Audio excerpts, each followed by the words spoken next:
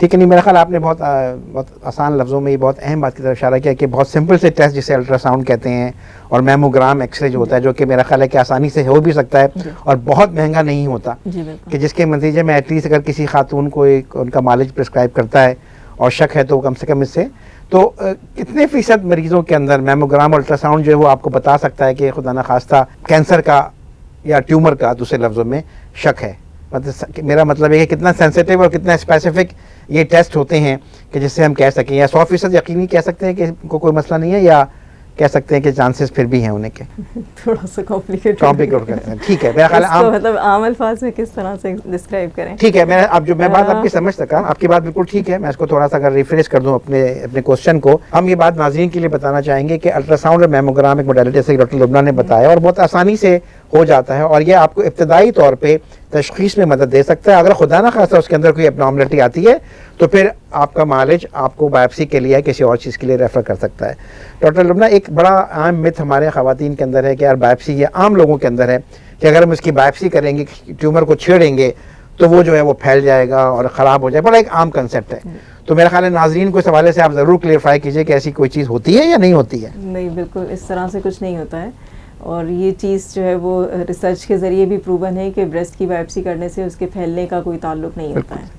तो ये एक फैली फैलाई अफवाह है। इस अफवाह की वजह से बहुत सारे लोग जो हैं इलाज की तरफ नहीं आ पाते और फिर जब बीमारी बढ़ जाती है तो वो उनके लिए जानलेवा साबित होती है। ठीक है डॉक्टर, आप जैसे मिसाल के तौर पर तशख़ीस हो गई, अब अगला मरहला जो होता है वो इलाज का होता है।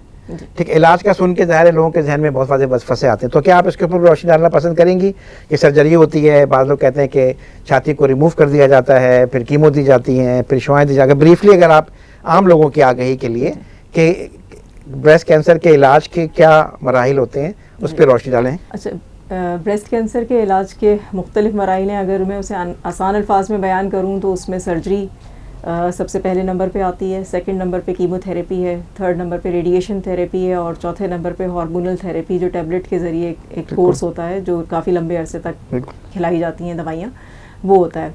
सर्जरी ब्रेस्ट कैंसर के अंदर अब तक दुनिया भर में जदीद तहकीक के बावजूद भी सर्जरी को आप ब्रेस्ट कैंसर के इलाज से हटा नहीं सकते हैं।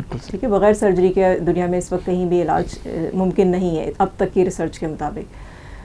जितना जल्दी पेशेंट का ब्रेस्ट कैंसर डायग्नोज होगा, जितना अर्ली स्टेज पे इब्तदाई मराहिल पर डायग्नोज होगा, उतना चांसेस हैं कि पेशेंट की कीमोथेरेपी, शुआओं और से बचत हो सकती है। बिल्कुल सही। ठीक है, जितना एडवांस स्टेज में पेशेंट आएंगे उस सूरत में सारी के सारे स्टेप्स जो हैं आपको फॉलो करने पड़ेंगे, लेकिन अगर अर्ली स्टेज पे पेशेंट प्रेजेंट करता है, उसकी सर्जरी हो जाती है, तो हो सकता है कि उसे कीमोथेरेपी की ज़रूरत ना हो।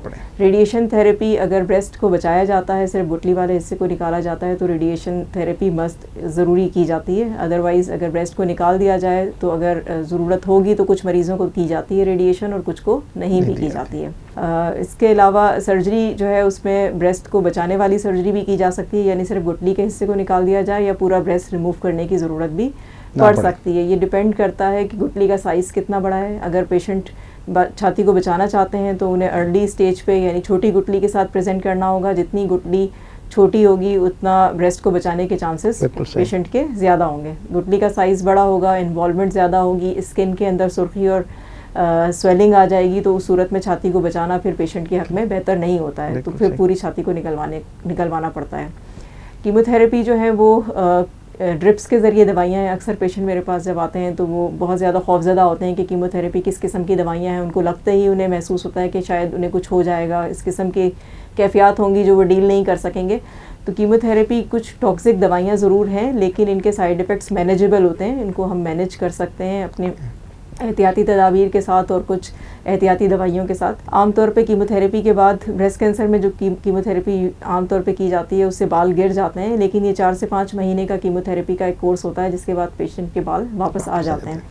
इसके अलावा जो साइड इफ़ेक्ट्स होते हैं उसमें स्किन का चेंज होना, काला हो जाना, नेल्स का काला हो जाना, उल्टी मतली की कैफियत होना शुरू में, मुंह में छाले आ जाना या मोशन या दस्त का लगना, बुखार का आ जाना, इस किस्म की नॉर्मल किस्म की कैफियत होती हैं जिनको आप आराम से जो है वो दवाइयों के ज़रिए मैनेज कर कर सकते हैं। सकते हैं, कंट्रोल कर बिल्कुल सकते हैं। ये ऐसी नहीं होती कि जिससे पेशेंट की जान को ख़तरा हो। हाँ, लेकिन अगर कैंसर बढ़ जाएगा तो उससे पेशेंट की जान को ख़तरा बिल्कुल। ज़रूर होगा। ठीक। तो अगर पेशेंट डॉक्टर की इंस्ट्रक्शंस को फॉलो करते हैं और इलाज बाकायदगी से और उनकी हिदायत के मुताबिक कराते हैं तो कीमोथेरेपी के इस फेज़ से पेशेंट आसानी से गुजर सकते हैं।